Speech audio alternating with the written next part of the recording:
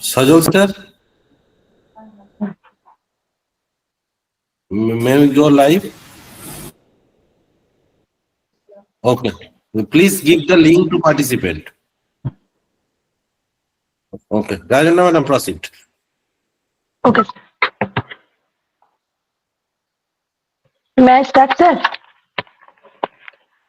Yes, madam. I'm quite ready. So your participants and other things. Okay, thank you. Actually, sir, participants are joining through YouTube. So Okay. actually, we have huge number of participants. That's why we are hosting through YouTube. Our session chair will collect all the question from YouTube, and after the speech will over, so chair will communicate the question to you. Thank you, sir. No problem, sir.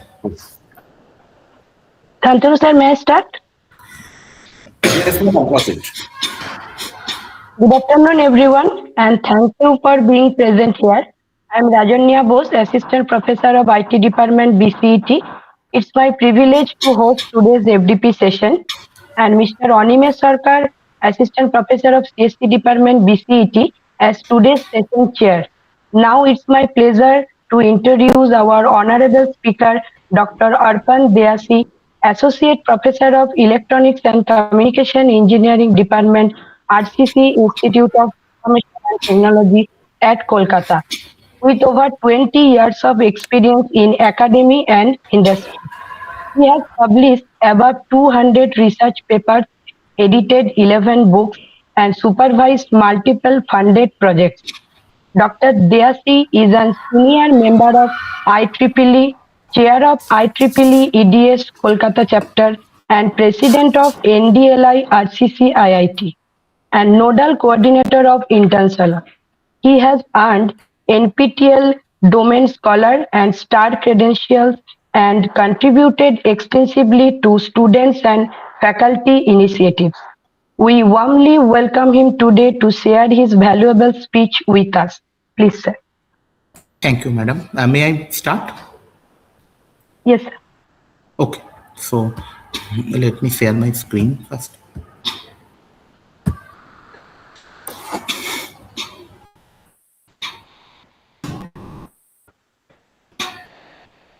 So I think, madam, the screen is shared. Yes, is sir. it quite visible, madam? Visible, visible. Visible. Thank you, madam. So all the participants are actually the colleagues, because we are all the faculties. So let's try to make a journey from a basic level of quantum entanglement to quantum machine learning. Is it quite visible, madam? The topics Visible, we visible. have discussed with Thank you, Professor Santanu, Modak. So, all the participants are actually the colleagues, because we are all the faculties. So let's try to make a journey from a basic level of quantum entanglement to quantum machine learning. Is it quite visible, madam? Visible, visible. We are mostly accustomed with the concept of the machine learning. All the participants are actually the colleagues, because we are all the faculties. So let's try to make a journey from a basic. When the situation is slightly changed today, because of the two pictures, I have used actually the AI tools to make it a very summarized format.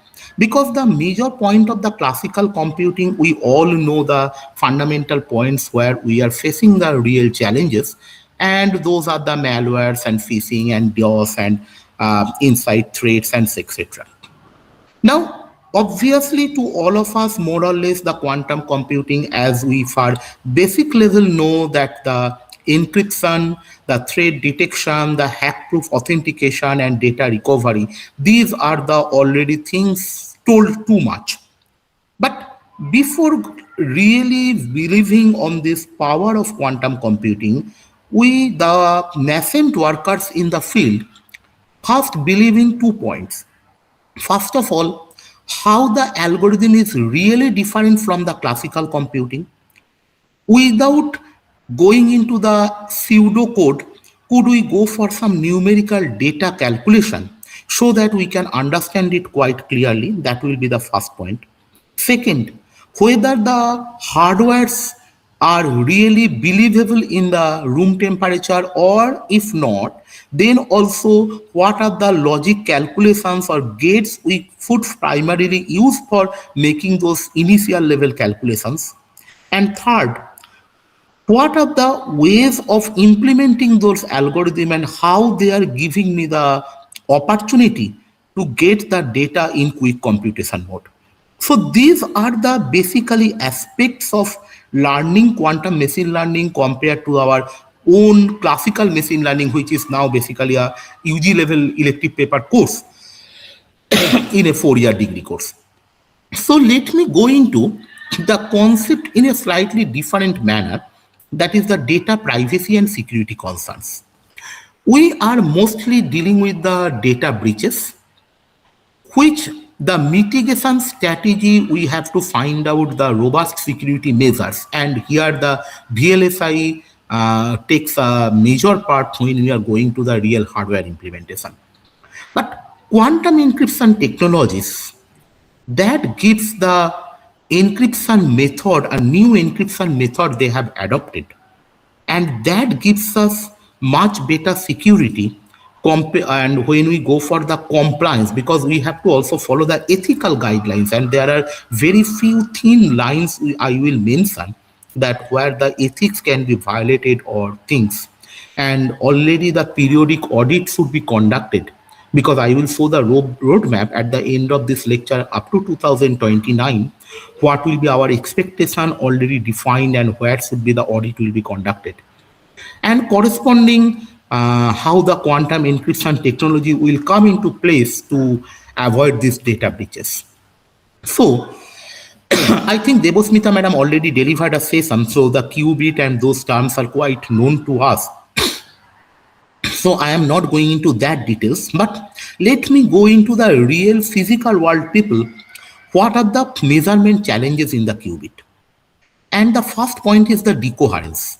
That is the state measurement, it violates the accuracy of the thing. And due to the environmental interaction, there is a term called no cloning theorem. So basically the measurement suffers a huge thing. Basically the state is lost. And once the state is collapsed, then reliable information extraction becomes almost limited and we can't get into it. Though theoretically the algorithm says that these are 100% and all those factors, but this is never physically possible. And the third point is the noise, because we have to go to the extremely low temperature, and once we come to the close to the room temperature, the external noise introduces a lot of errors. So these are the major problems when we come to the physical world. I am not considering the factor of the what theoretical world is giving, but what I am basically concerned about the physical world. And physical world basically gives these three problems, which are basically, you find these are correlated. The decoherence, collapse of the quantum state, and then the association of the noise. And people, for that, those who are working in the domain of the quantum algorithms, they are trying to design their algorithms so that the effect of the external noise can be reduced. I will show the graphical and the actual factor, how the noise can be reduced in a large extent. So I am not going into the details of the qubit, but I am going to that methodology of measurement challenges.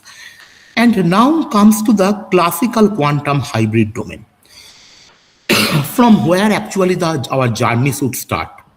Because though we are talking about the quantum computing, but please find the most of the models are hybrid. That is the quantum classical domain. What will be the data, where the algorithm will be applied? Let me go a beautiful chart. If the data is classical and algorithm is also classical, the quantum algorithm, what we will discuss about the Shor, Grover, and the quantum machine learning based algorithm, they are applied to the classical data. But if algorithm remain classical but this data type is quantum, then classical algorithm applied to the quantum data, and that gives some sort of error. That's why I have put it in the red box. But if classical data where the quantum is applied, results are excellent. That is the quantum inspired classical algorithm. Recently, we have published one paper where we have shown the 3% improvement of the accuracy compared to the classical linear regression method. And quantum algorithm applied with the quantum data, that is the best solution. That is the that's why we have put into the green color. So let me go into slightly details. That classical algorithm, classical data, I think the PCA and these tools are known by you also. I am not going into that details. But please come to the concept of quantum inspired classical algorithm on classical data. So data is classical rating matrix. So you can take any rating matrix, whatever. Now, what is the quantum inspired? It is nothing but the normalization based sampling technique you have to apply, and you have to project it random. That means your measurement may not be sequential, your measurement may not follow a specific path, but it can be random. You can pick up any sample and measure.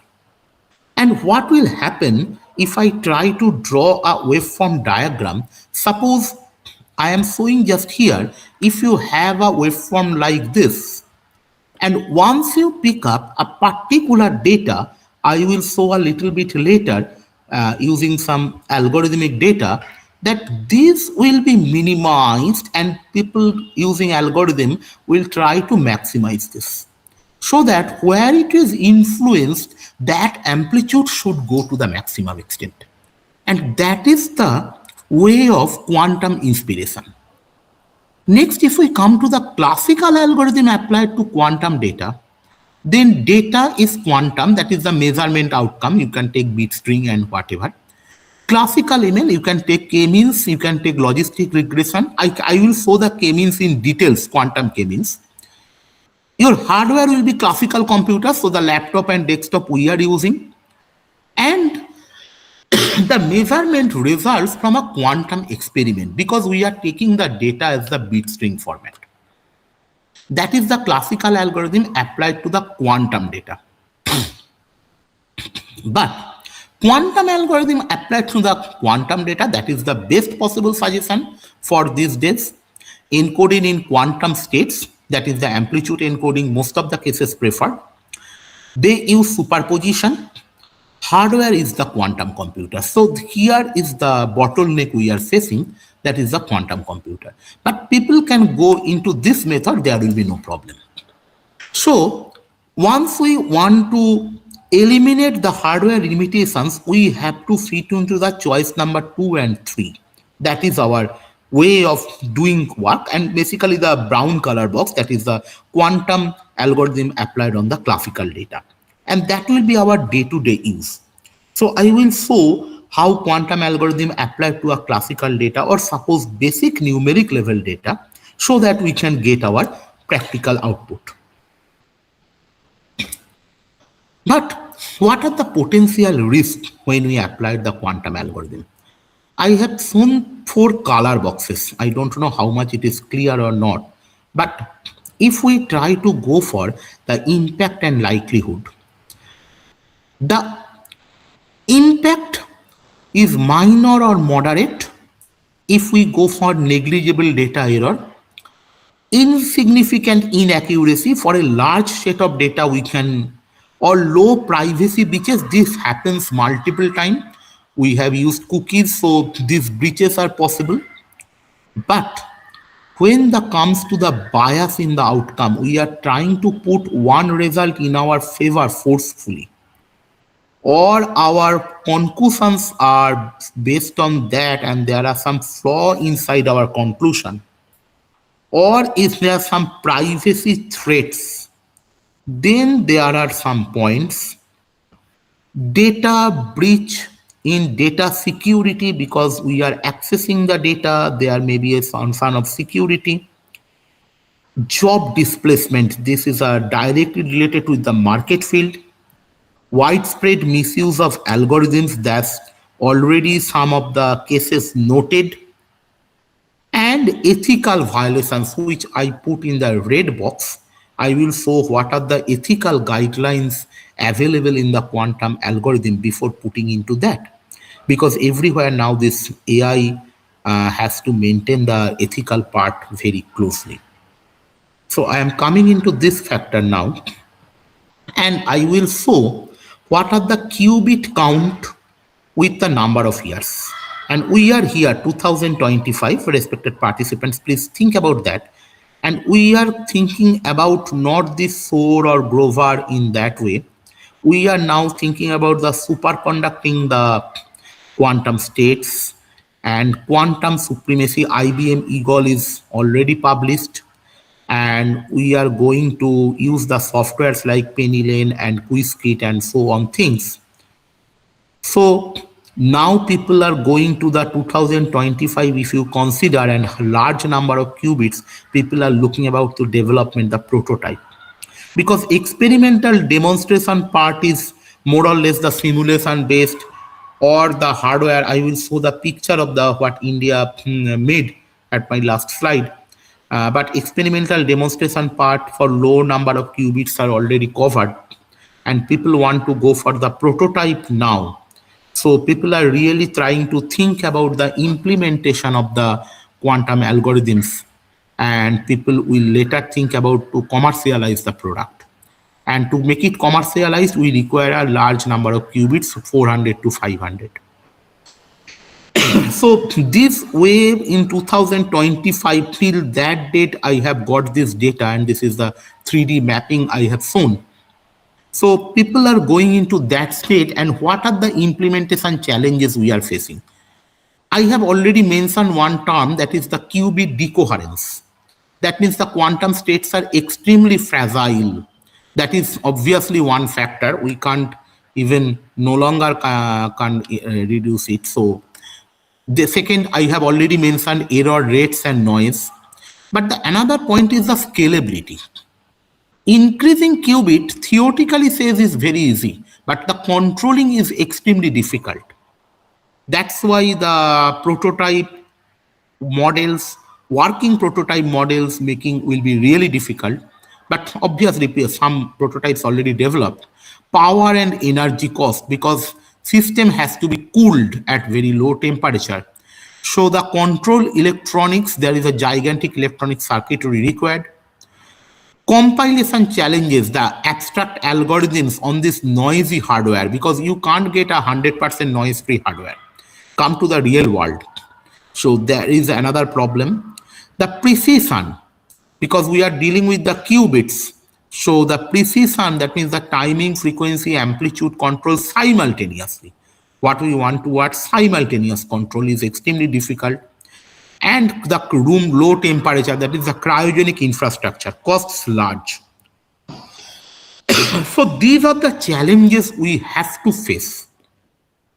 So once we know these are the points, let's to find out the algorithms and the logic gates from where we can really proceed. So I am trying to make the data preparation for quantum algorithm, giving a real life example. Suppose we are reading 5 emails. I am giving them serial number 1, 2, 3, 4, 5. There are email lengths or word length. I can change it to word length, no problem. These are the word length. And these are the number of hyperlinks. Naturally, if large email length, mainly generally large hyperlink, normally available. Now, in this table, we get two features. That is, one is the email length, another is the number of links.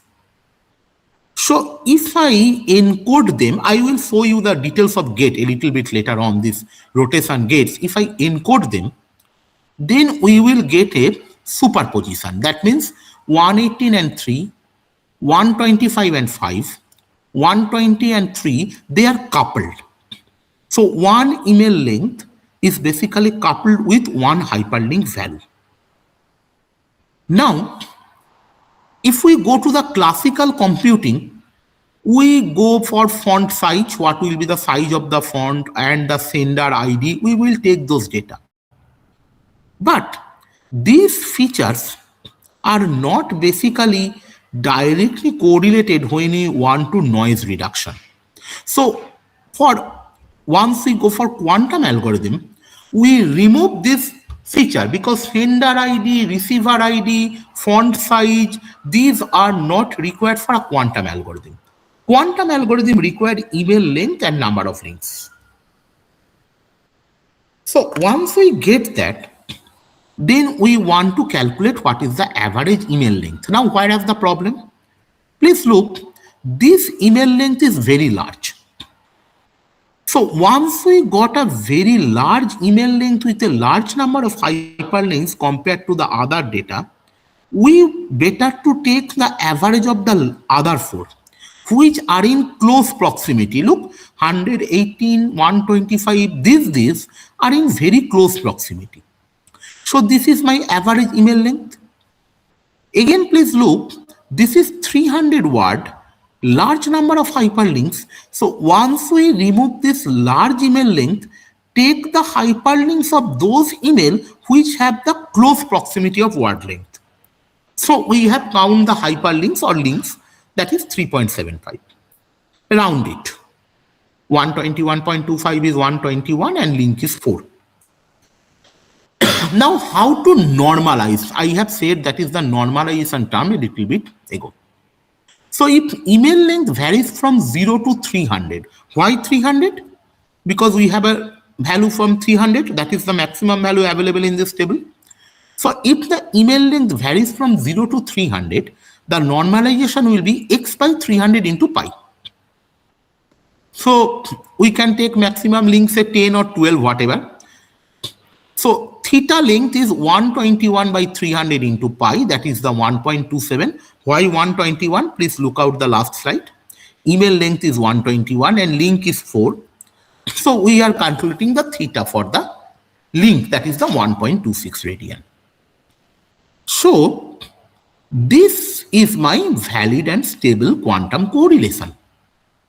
So that means we have considered that these values are 1.27 and 1.26. Now, sir, please think, the participants, if I added 300 and if I added 12, these values will be severely different for 121 and 4. Because both are large number, we will add 12 here.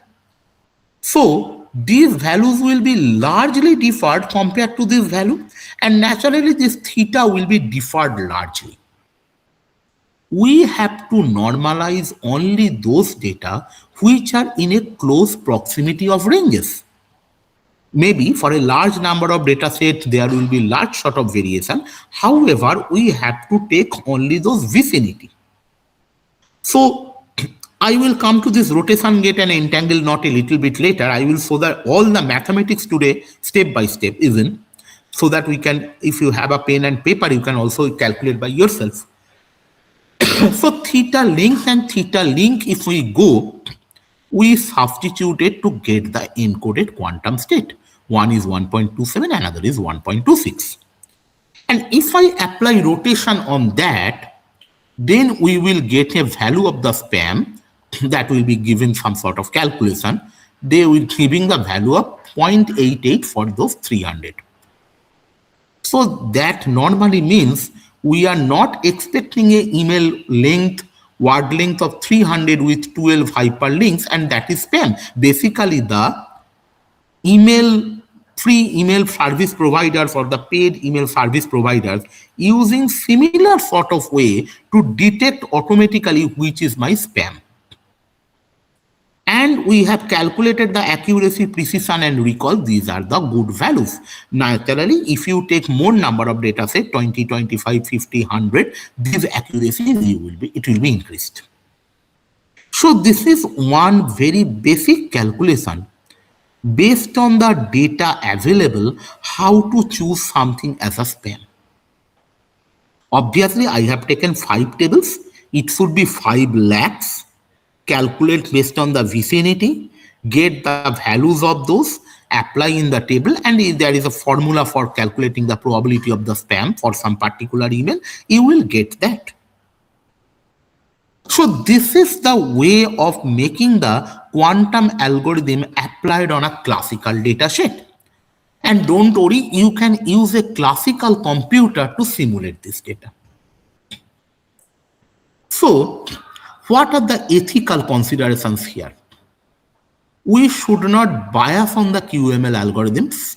We have to consider the neutral outcome. For example, I can't make it 99.2, this is 99.4, and like that. I can't increase the true positive, true negative values or decrease as my wish. I have to think whatever the value is coming, I have to consider that as a neutral outcome. Whether I am using a personal data for this calculation, there will be privacy issues. If I have to take a person's email for last 2 months, then I have to take the consent of him or her. There is an environmental impact, how long it will take for the energy consumption, and whether it is sustainable or not, and accountability, is it the calculation really responsible, so that my most of the or 1 or 2 at least the real mail should not go to the spam folder. Obviously no algorithm is yet to available whether all the spams are really spams, but at least what will be the accuracy, that is the decision making process, how far is it accurate. So these are some of the ethical dilemma, I should say, prevails and prevails a lot. In the lecture I have learned from Professor Andrew Briggs in the Quantum conference. I don't know how many participants here are also part of that conference. Some of the professors already said that the decision-making process and the ambiguities. So these are the real issues people are facing. Now, what are the complexities available? I will go to the Grovers, I will go to the variational quantum circuit and look the complexity values quantum Fourier transform. Normally, which one is used for which algorithm? Now, Grover will be used for searching, quantum optimization will be used for optimization, variation will be for simulation, and the impact on the machine learning, whether it will be data analysis quicker or not, and like those things. Hello. Hi. আমার বলে দিন আমি একটা পকে আছি, একটু পরে কথা বলছি।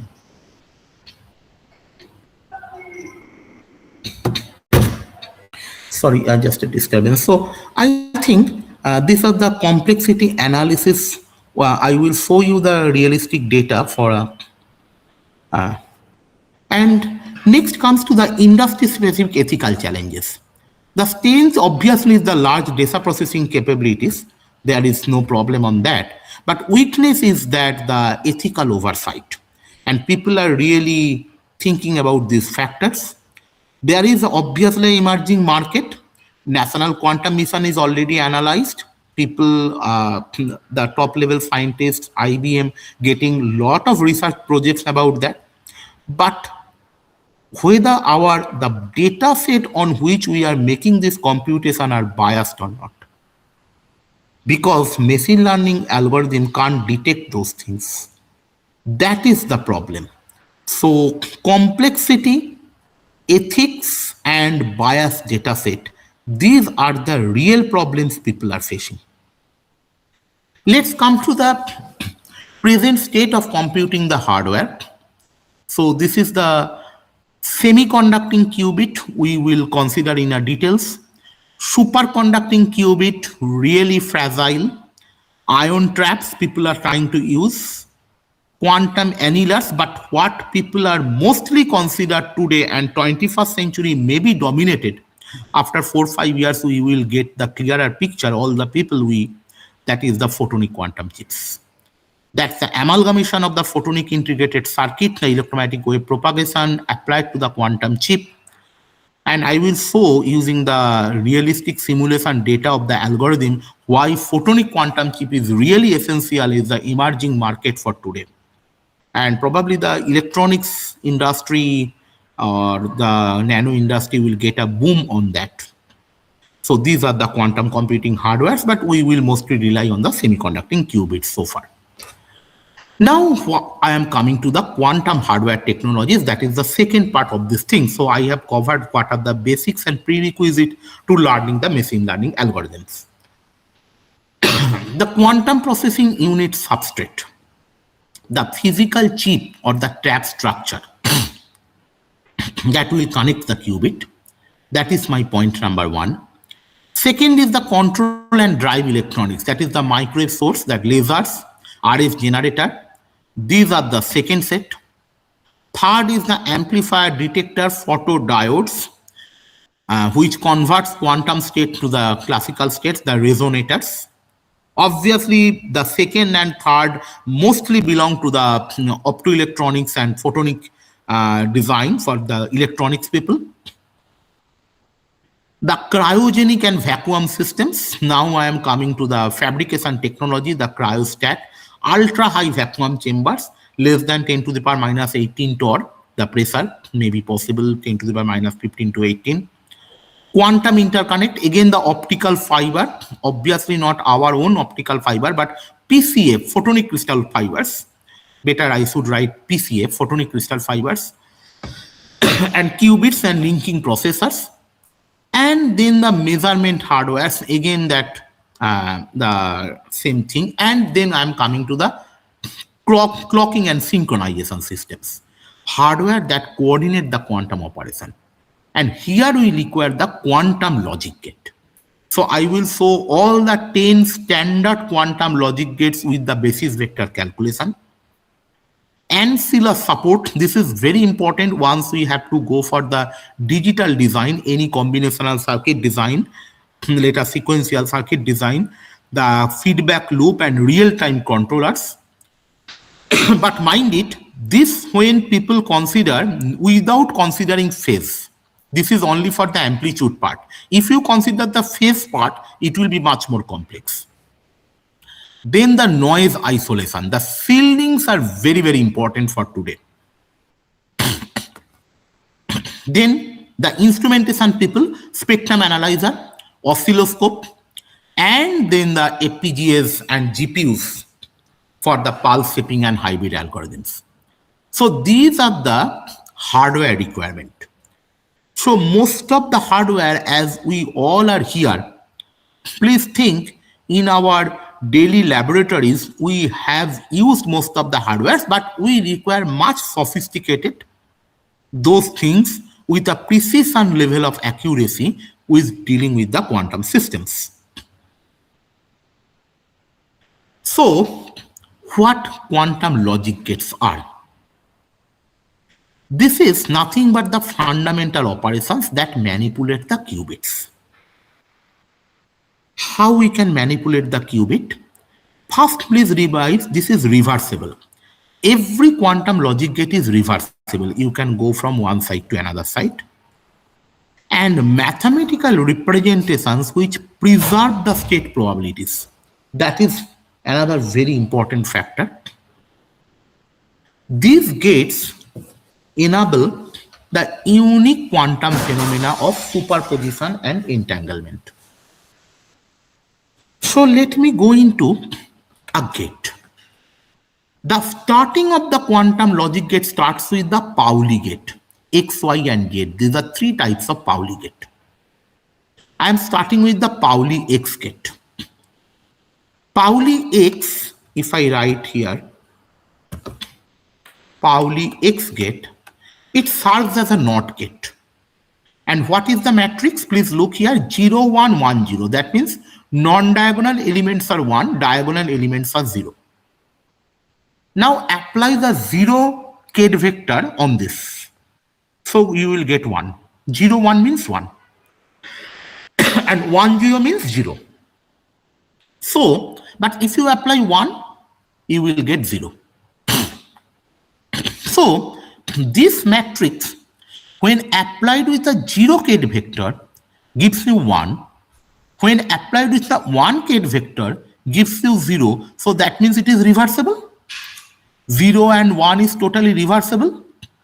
So, if I write the generalized wave function alpha 0 plus beta 1, after applying the Pauli X gate, we will get alpha 1 plus beta 0 because it becomes reversible. So this is the first gate. Please remind, no phase part. But if I go to here, Pauli Y, please think, now I am going to Pauli Y. This flips qubit along with shifting phase. Look the off-diagonal matrix minus I and I. If you apply on 0, it will get I1. That means from real plane, it is transferred to the argand plane, the complex plane. If you apply to 1, it will become I0. Obviously with a negative sign. Sorry, forgot to put the negative. So 1 goes to minus I0 and 0 goes to I1. So alpha 0 plus beta 1 will be alpha I1 minus beta I0. Look, phase, that means Pauli Y gate, introduce phase by through the complex number mathematically. So that is the change Pauli Y gate brings. And what is the Pauli Z gate? I am writing Z here. This is diagonally means 1 and minus 1. So it gives 0 to 0, but 1 to minus 1. 1 to minus 1. So it flips the phase only for which? Only for the high value. For 0, there will be no shift. So alpha 0 will remain alpha 0, but beta 1 will become minus beta 1. So these are the three fundamental quantum basis vector calculation. Let's go to the second and most important, that is the fourth gate, that is the Hadamard gate. It creates equal superposition states. Please remind the term equal superposition states. How? Let's go to mathematics. Hadamard, the matrix is 1 by root 2, 1, all the last element, this is minus 1. So, if you apply 1, 0 on it, you will get 0 plus 1 by root 2. But if you apply, say, sorry, this will be 1. Slightly mistake. This is 1. So if you apply on 1, it will be 0 minus 1 by root 2. That means if it is alpha 0 plus beta 1, it will be alpha plus beta into 0 plus alpha minus beta into 1. So it associates both the matrix with 0 with 1. That is basically the Hadamard gate when you apply on a real circuit. So if you apply twice on it, it will back to the same value. If you apply 8, 0 on another 0, you will get the same value as a return. Next I am coming to the gate number 5, which is the T gate. T gate applies to a phase rotation of pi by 4 radians to the one state, which corresponds to pi by 8 of the unitary operator. What is the value? 100 e to the power I pi by 4. E to the power I pi by 4. So if you apply it on 0, it will be 0. But if you apply on 1, e to the power I pi by 4, 1. That means it introduces a phase of pi by 4 here. That is called the T gate in the quantum circuit. But look, all are 2 bits. That means 2 qubit. The Pauli, the Hadamard, the T. Next, I am coming to S gate. But please, I request you, all the participants, don't confuse S and swap. Swap, the first is S, but swap does not mean S. I will show why swap is not S. S gates applies a rotation of pi by 2. The matrix is 1, 0, 0, y.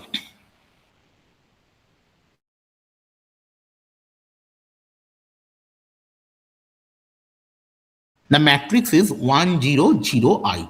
Am I audible? Okay. Okay, sorry.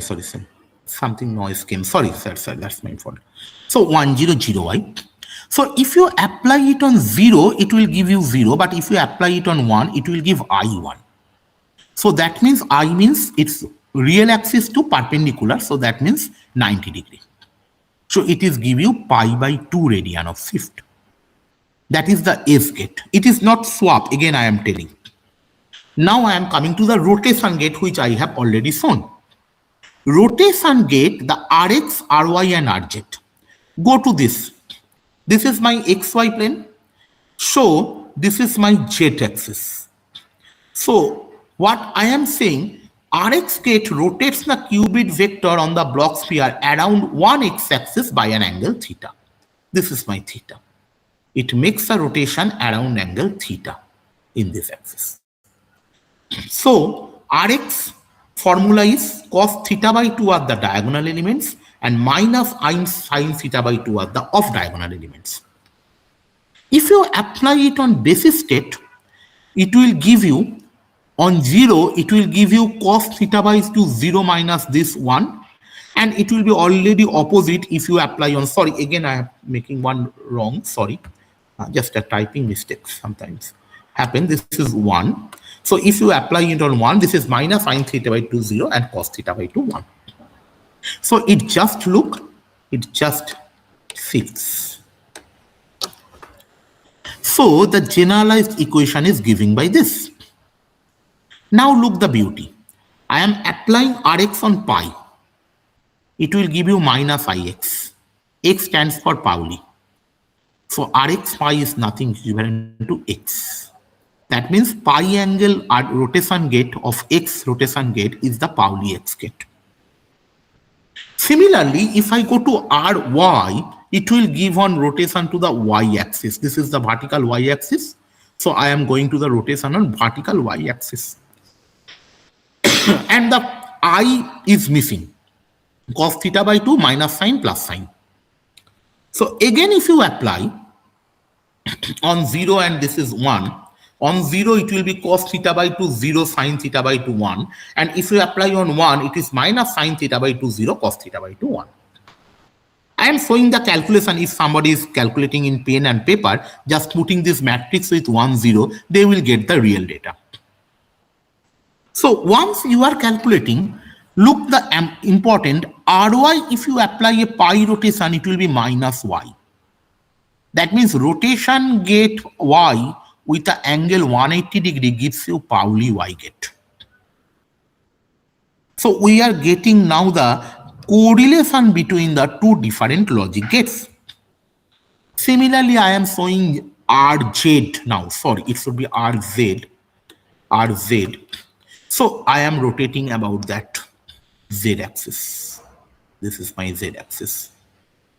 So I am rotation about the z-axis. So once I am going for Rz, the formula is given e to the power minus I theta by 2 and e to the power I theta by 2. So it will give you e to the power of this in 0 and e to the power plus I theta by 2 into 1. What are the advantages? Rz, if you give pi rotation, it will give Pauli z. If you give pi by 2 rotation, it will give you S gate.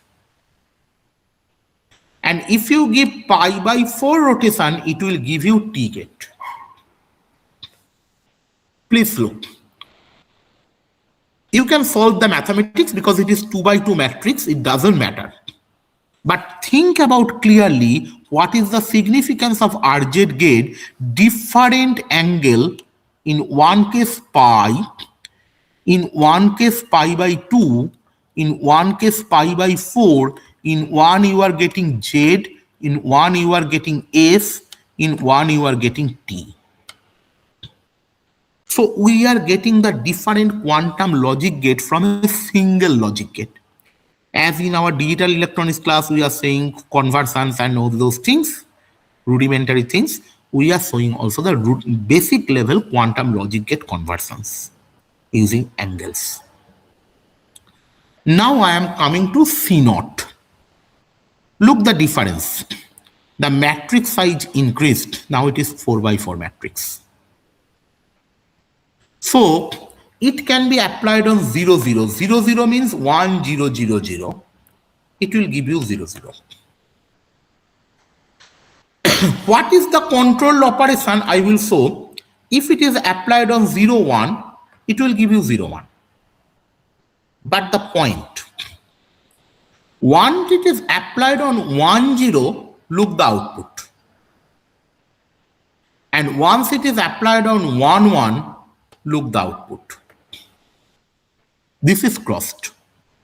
Here the control is. That means if the first qubit is 1, then only the change occurs. Whatever be the value of the second qubit, it doesn't matter.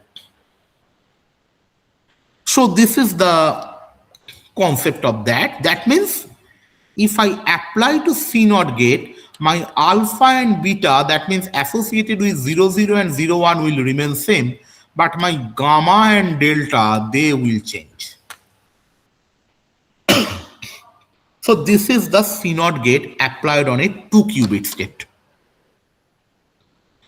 Let me show you now the swap gate. Exchange the state of the 2 qubits without changing the computational basis amplitude. Look, 0, 0, 0, 0, 0, 1, 1, 0, 1, 0, 0, 1, 1, 1, 1, 1. So the middle portion, that is the value for the XNOR gate, gives me the output. Those things are swapped. N things remain same. This is not the S gate. S gate is a 2 qubit. This is a single qubit. This is a 2 qubit. For swap, it swaps between 0, 1 and 1, 0. No other things. So beta and gamma, these are interchanged. And I am coming to the now Toffoli. Look the matrix. 8 by 8. So it is a 3 qubit. It is called CC0, controlled NOT. That means applying on this control NOT gate. On this. Controlled on this control NOT gate, you will get a Toffoli. What are the significance? If you apply to 0, 0, 0, it will be same. 0, 0, 1 same, 0, 1, 0 same, 0, 1, 1, 1, 0, 0 same. Now if I apply to 1, 0, 1, 1, 0, 1, look, I am going for value, decimal value 6, it gives 7. And if I go for decimal value 7, it gives me 6. So here the Toffoli gate basically controlling. So naturally 6th and 7th are the region of interest of 110 and 111. That means here these two values. So Toffoli gate exchanges the 7th and 8th. So once I think if there is no question so far, now I should go to the algorithm, but yet to machine learning, the basic algorithm, which is the starting with the concept of source algorithm. What source algorithm is, it basically the classical limitation of factoring, it breaks, and not a very recent. Please look the year when it is first made. More than 30 years. And it is the threat to our existing RSA encryption. How? It basically helps you to calculate the prime numbers. N is equal to P into Q. It gives you P and Q very quickly. So RSA encryption, it proves security, everything from online banking to common system, whatever. But classical computers will require thousands of years to get the factors.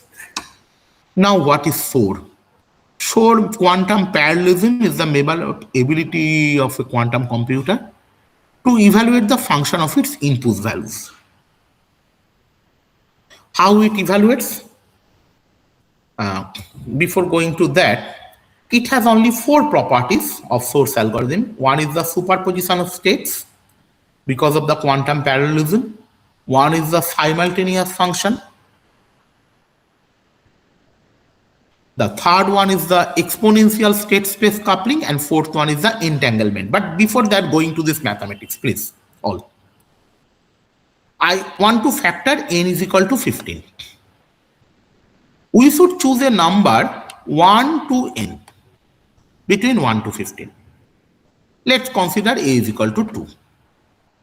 Calculate GCD, that means greatest common divisor, 2 and 15, it should be 1.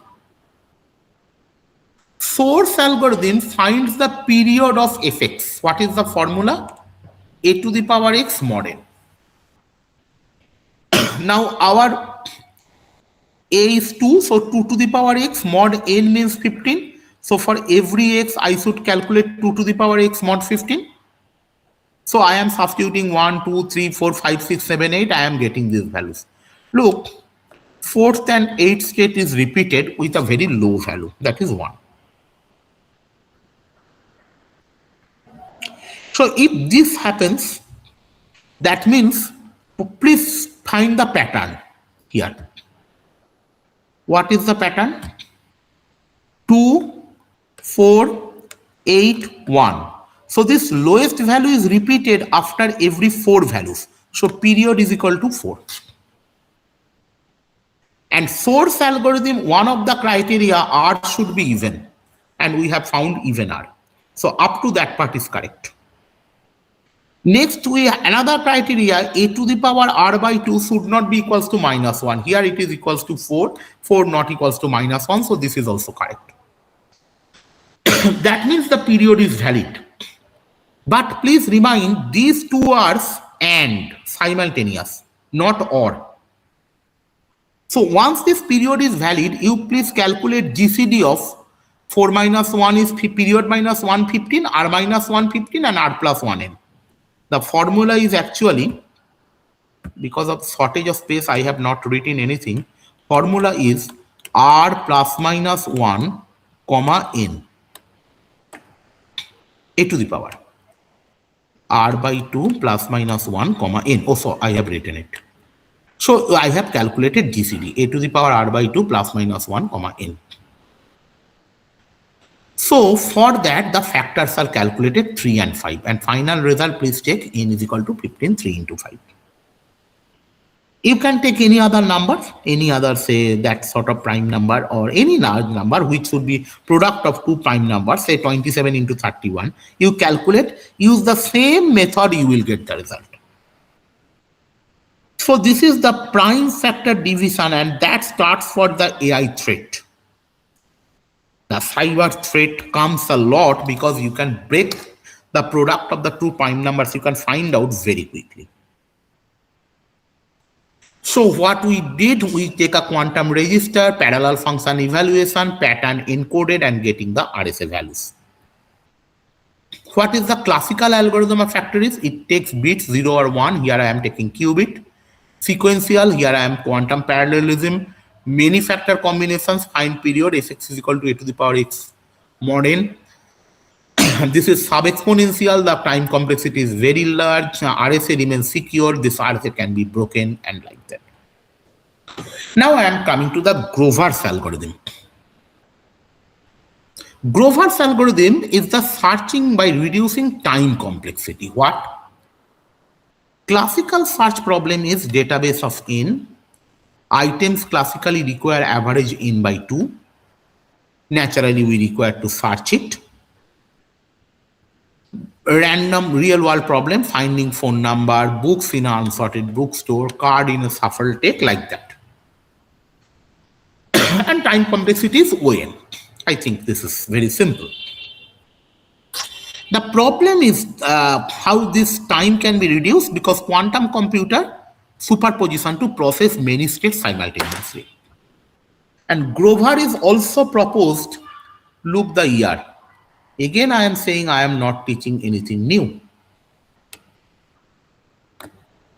1996, 30 years before. So instead of ON, we search O root N queries. Why? Because if there is a 5 lakh query, it can be reduced into 1,000. How it works? Before going to this data, let's show you Grover's algorithm. Suppose unsorted database of 8 items may take place. So database size n is equal to 8, that means 2 to the power 3. That means we have 3 qubits. If 12 items, then 2 to the power 3 to 4, you can take 3 qubits or 4, whatever, floor or ceiling value. This is my target size, 101. So my initial state should be 000, no doubt about that. Apply Hadamard on 3. 3 means, because 3 digit. So phi 0 is 1 by root 8. X is equal to 0 to 7, k vector of x. This is the formula for Grover. So that oracle flips the phase of the target state. Diffusion operator increases the probability of state, what I am already showing. Suppose from 0 to 7, all people have almost equal amplitude. What Grover's algorithm is doing, it can increase the amplitude of the desired state and make others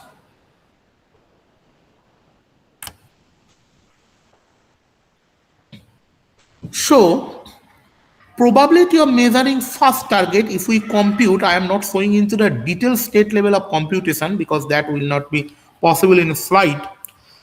It comes 0.78, extremely good. How many iterations we want? The formula is k is equal to pi by 4 root over n. What is n? 8. So if I substitute, it is 2. First iteration 0.78, second iteration 0.995. I don't have to go for third iteration. Now take n a large number. Suppose n is equal to, say, 16. So pi by 4 root over of 16 means pi, 3.1. So it is 3. But in classical, you have to do n by 2. That means 8. So this is the way people are trying to calculate by increasing the search amplitude and reducing the amplitude of the other waveforms. So this is the way people doing the Grover's algorithm calculation. In this AI generated graph, I am trying to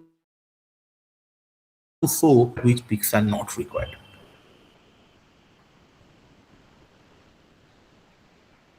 So this is basically Grover's algorithm is. What is the difference with the classical algorithm with the Grover's algorithm? Classical is search is sequential, Grover is parallel superposition, trial and error, this is amplitude amplification, quantum interference, qubit, classical bit, like that. But time complexity, that's why people will prefer the Grover's algorithm. This is so far quantum algorithm, but not quantum machine learning. Now I am coming to the mathematics behind the speed up. Now all the participants, I request to look at this graph. This is my mark state. I make it by increasing the amplitude so that the other amplitude remaining low. I have tried to increase the amplitude of that state which I have to measure. So once this Grover's algorithm, look out. These are the points where we are going to measure.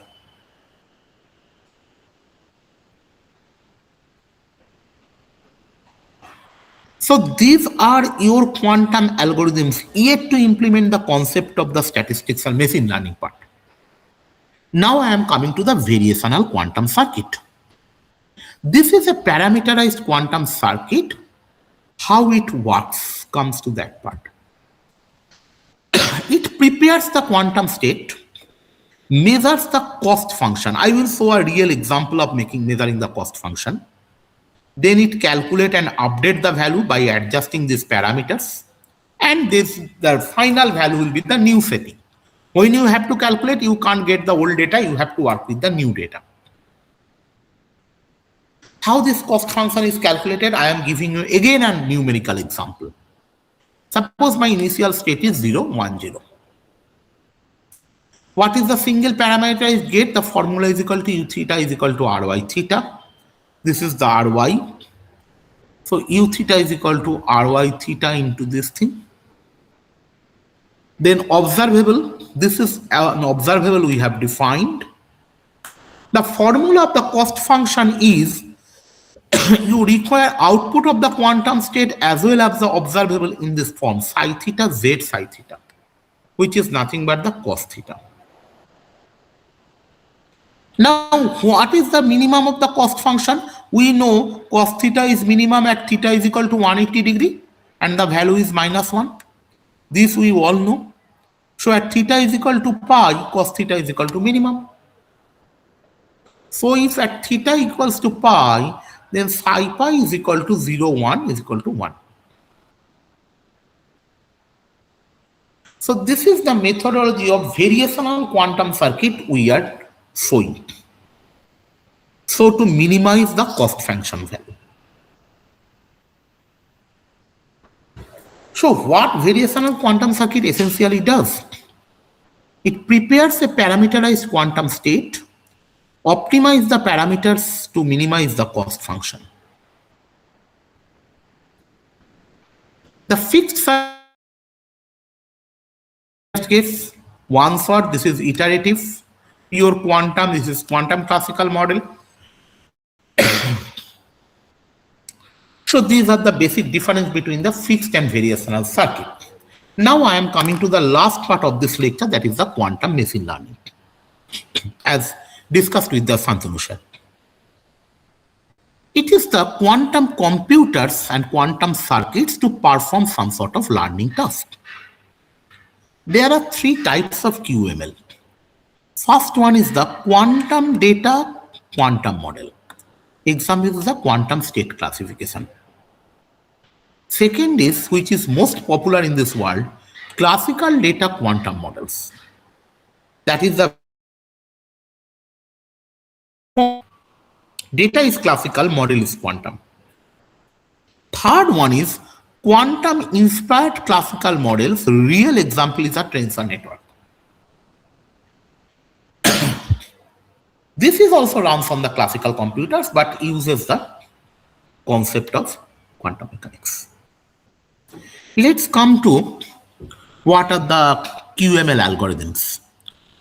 Today we will discuss the K-nearest and QA. I will show the QA, quantum handling details. This is Markov model, pattern matching, classification, sampling techniques, and so many things. Why people will learn that? Because the benefits are simple. Training time is greatly reduced. Gradient descent method that is replaced by quantum tunneling. Complex network can be represented satisfactorily. Hyperparameters are adjusted. So let's go to the security issues. This is exceptionally superior programming, but the problem is the security protocol for the existing set. Opportunities are large, but cyber threats, real point where everything can be exploited, vulnerabilities. And what are the challenges in integrating quantum learning is that data availability, specific sort of data is really difficult, algorithm complexity, then the hardware limitation, always. Factors, integration factors are not at all seamless, skill gaps, we found most of the students are, or the researchers and those things, what are the industry demand, we are not mapping with that in this domain with academicians are. Cost factors, higher cost factors of this sequential circuit goes to the, this cost factor becomes much wider. I'm showing how to make the cost factor minimum for this previous example of VQC. So the key advantages are speed, accuracy, scalability, complexity, and optimization. I am kindly quick to the importance. First one is the very improved computational efficiency. Generate superior optimized solution, faster computation, increased precision, scalable data analysis. Utilization of QML for people already said that it can be better decision making, you can implement it in your personal life. Suitably combines with the classical algorithm because we are working on the classical computer, and breakthrough results producing. How it can be? Because classical ML and quantum ML has a lot of differences. I am not going into that. First, I am discussed quantum approximate optimization algorithm. This is 2014. So it is the problem-specific evaluation, mixing evolution to explore the solution space.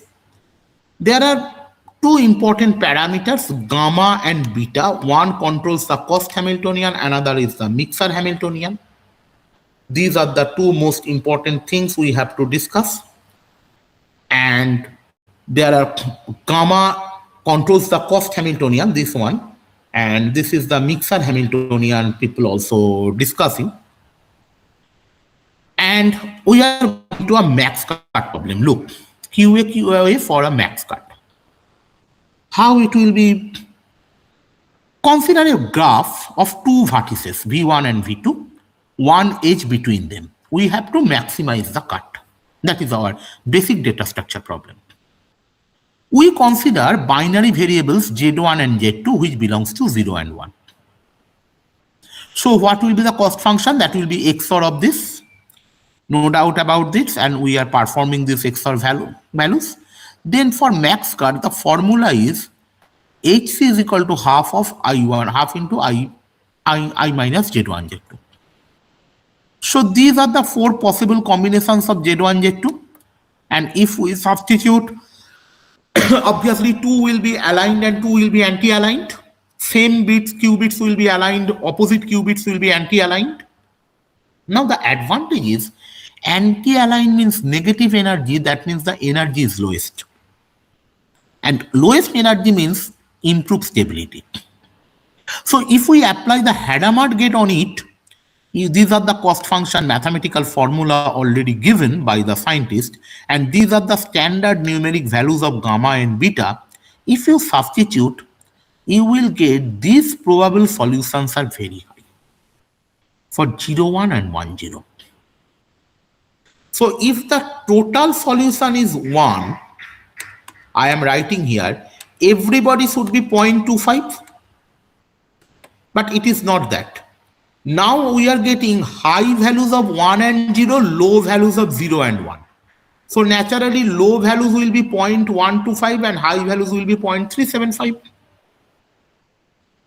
So what will be the expected cut value? Calculate. It will be 0.75. But if I call all values are 0.25, then the expected cut value is 0.5. So my improvement is 0.25. So QA gives you improvement. Otherwise, people will guess that all have the same concept, just to maximize the cut it from the middle. No. The algorithm basically gives us the solution that how it can be calculated. So I think I am giving a clear example how QA is utilized. So in a nutshell, it approximately solves the combinational optimization problems. These are the circuits, cost Hamiltonian, mixer Hamiltonian, gamma, and beta. These values are already given. These are some of the examples how to calculate, but The problem is the parameter optimization, the noise towards the noise sensitive, and all those things. The last part of this lecture I am going to, actually my time is 4, so I will finish before 4 to take the questions. So quantum K-means clustering. This is the working formula for classical K-means. This is the working formula for quantum K-means. This is the distance estimation method. So I am going to a quantum K-means through explanation. I have given, actually I am trying to explain everything by using the numerical data. I think the participant can solve by themselves. So I am taking 3 very simple data, 1, 0, 0, 1, 1, 1. You can take anything else. So the initial centroid will be 1, 0 and 0, 1. Now what is the quantum state encoding? This is 1, 0 means 0, this is 0, 1 means 1, and this is 1, 1 means it will be Hadamard 0 plus 1 by root 2. 1, 0 centroid means 0 crate, 0, 1 means 1 kate. So x minus mu square, this is my formula. So x square plus mu square will be 1 plus 1 is equal to 2 because they are independent. So 2 minus 2x mu. Now I am calculating distances for x1, x2 and x3. What are the formula? x1 mu1, x1 mu2, x1 minus mu1 square, x1 minus mu2 square. I have calculated for all these 4, for all 3 sets.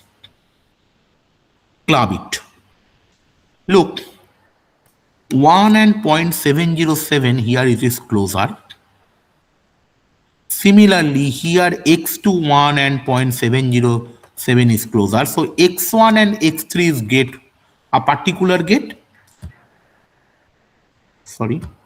X1 and x3 in a gate, and x2 is different because 1 and 0, 0 and 1, they are totally different. So we got 2 clusters. What is the centroid mu1 prime and mu2 prime? The formula is 0.5 into x1 plus x3. And you will get the values.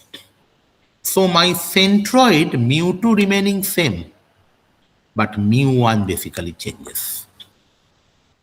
So clustering, basically, quantum K-means shifts the centroid values. That is the difference with the normal K-means.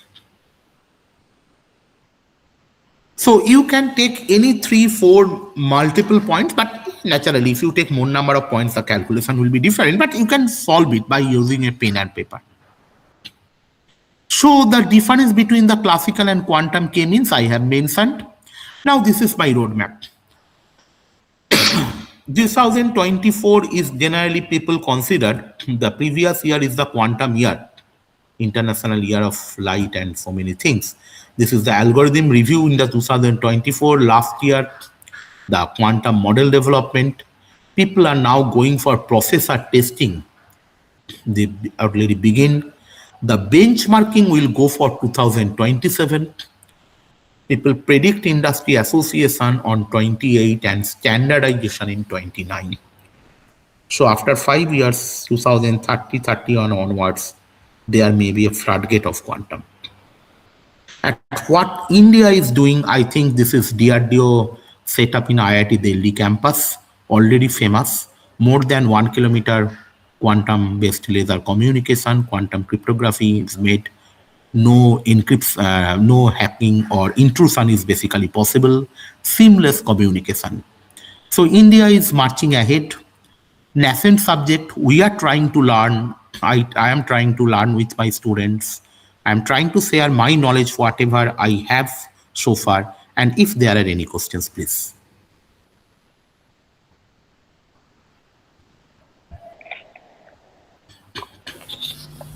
Thank you, sir. Now I'm passing this over to our session chair. Animesh, sir, please continue. Thank you very much, sir. For the session chair, I, Animesh Sarkar, Assistant Professor in Computer Science and Engineering Department, I extend my heartfelt gratitude to our esteemed speaker, Arpan Deyasi, sir. Thank you, sir, for setting such a strong and meaningful speak for this program. With your kind permission, I would now like to begin addressing the questions and queries from the participants. Yes, please, sir. Okay. Thank you, sir. Sir, first question is from participant side. What is the differentiation between Toffoli gate and CC not gate?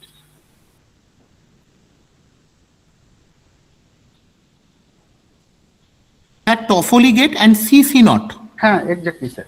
Oh, okay. Toffoli and CC not are same actually. I let me show you, sir, again. Okay.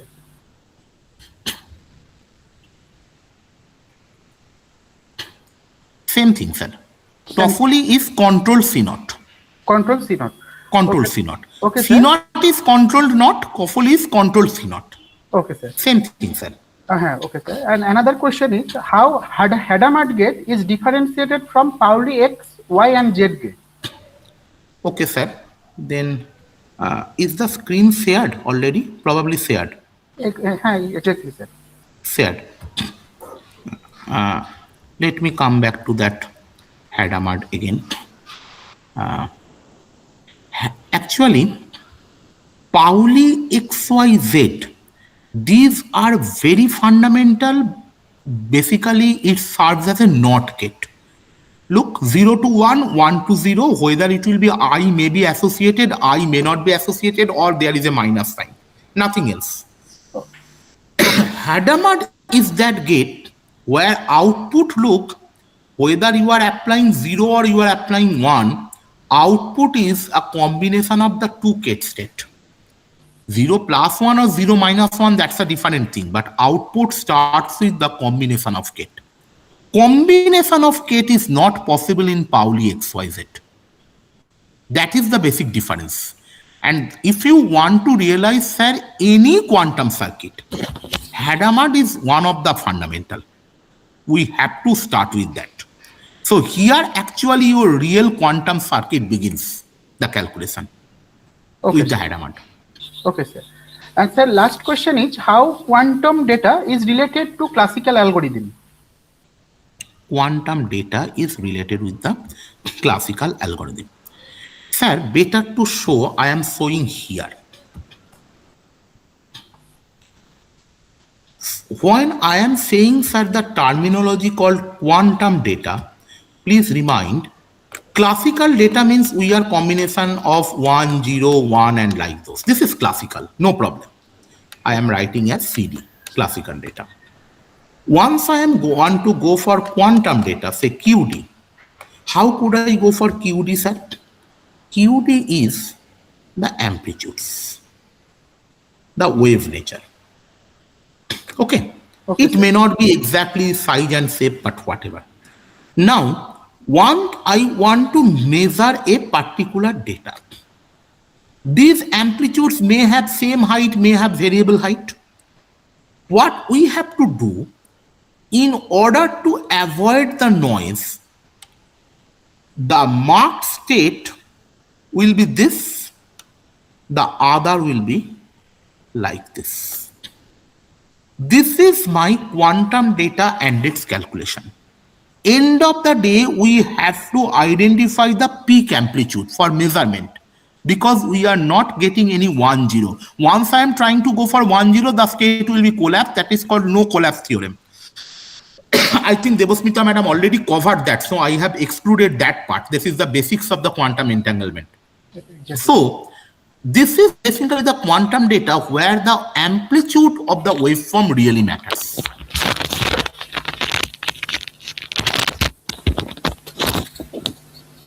Any other questions, sir? Or is it, if there are more queries or I am not clear for making anything else? Okay, sir. These are the questions. And one last question is from participant side. What is the implementation challenges in quantum computing? I have already mentioned in the previous starting point. So some of the implementation challenges. First is that loss of information because the environmental noise. We are at the room temperature, 27 Kelvin. What I am measuring at extremely low temperature. So how the data can be realized in classical environment, that's the first challenge. Error, huge amount of noise. How the amplitude will survive that.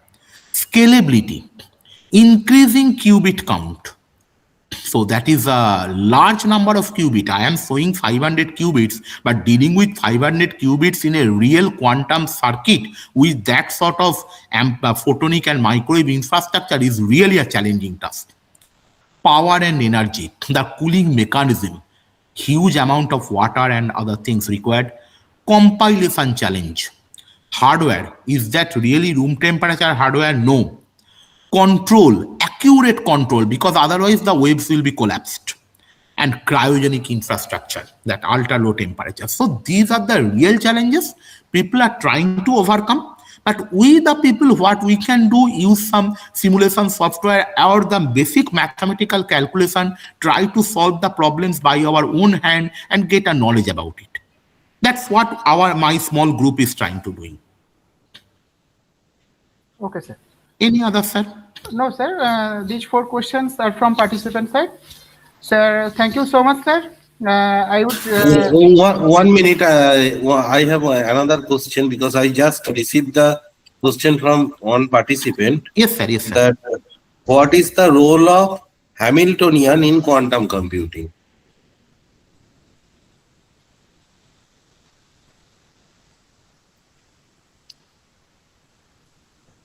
Sir, I'm giving you in chat box also.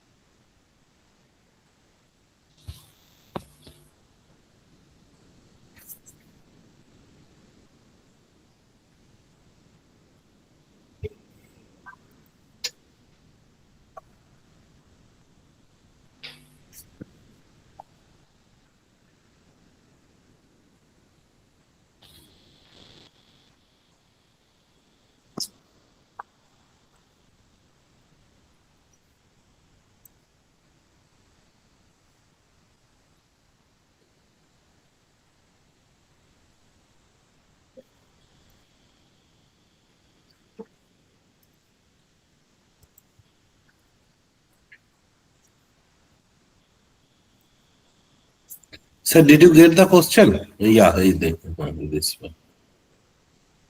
Sir, you are mute.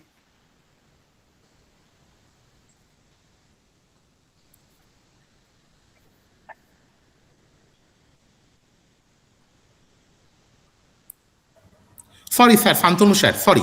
Unfortunately, yes. I was mute. No, sir, no, I am coming to here. Yeah. Probably the candidate asked this question because of this cost Hamiltonian and mixture Hamiltonian point. Yeah. Let's start with the first mixture Hamiltonian. That will be our understanding easier. I am writing here for our own understanding. I have a Pauli X gate. It will convert 0 to 1. And if I have a 1 gate vector, the Pauli X gate will convert it to 0. So it is basically a NOT gate. But when I am considering a NOT gate without I am going for a phase, no. So what I am doing, I am making a transformation between 1 to 0 or 0 to 1. Next comes to here.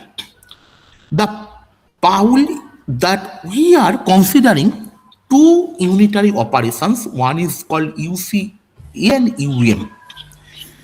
When you are using this formula for gamma is equal to pi by 2 and these HC values, HC is nothing but this Z1, Z2 you can put I minus 0, 0, I minus 0, 1, 1, 0 and 1, 1. You will get all those values. Now, suppose I am getting multiple values of HC for a given set. Say HC1, HC2, HC3, HC4 and all. Some values will be high. Undoubtedly, some values will be low. Those values which are high, that is my preferred solution. Those values which are low, that is my non-desirable solutions. That means I can give maximum weightage to the preferred solution value. I can give less weightage to my non-preferred solution value.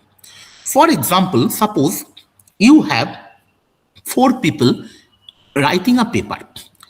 As per UGC rule, first author will get suppose 50%. Less 50% is divided between the 3 authors. then the second author will get 25%.